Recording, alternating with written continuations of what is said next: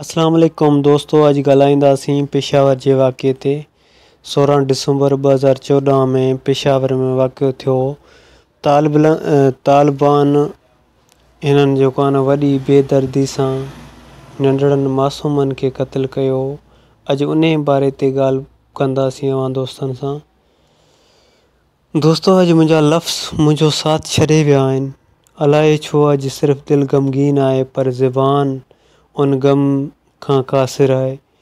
अॼु जॾहिं मां मोबाइल जी स्क्रीन ते पेशावर में गुलनि जहिड़नि मासूम ॿारनि जा गोलियुनि में परूर लाश ॾिसी रहियो आहियां त मूंखे यज़ीद ऐं अबन ज़ियाद जो ज़ुल्म यादि अची रहियो आहे।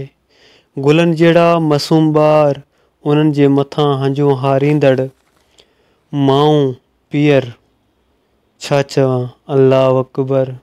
जवान औलाद जे मथां पोड़ियूं माइरूं अॼु रोई रहियूं आहिनि।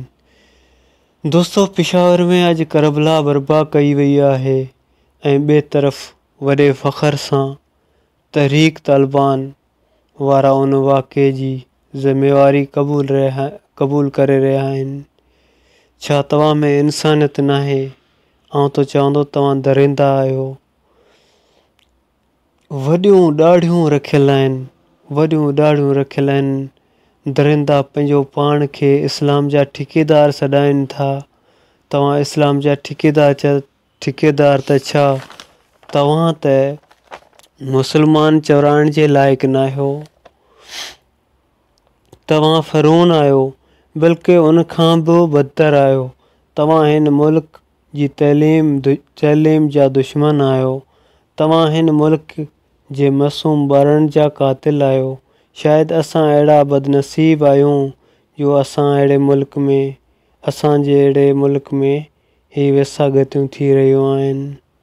बस आख़िरी में हिकिड़ो शेर चवंदुमि, सुन्नत फ़िरौन अदा हुई है इस्लाम के नाम पर, सुन्नत फ़िरौन अदा हुई है इस्लाम के नाम पर, जन्नत बट रही है यहाँ बच्चों के कत्ल आम पर।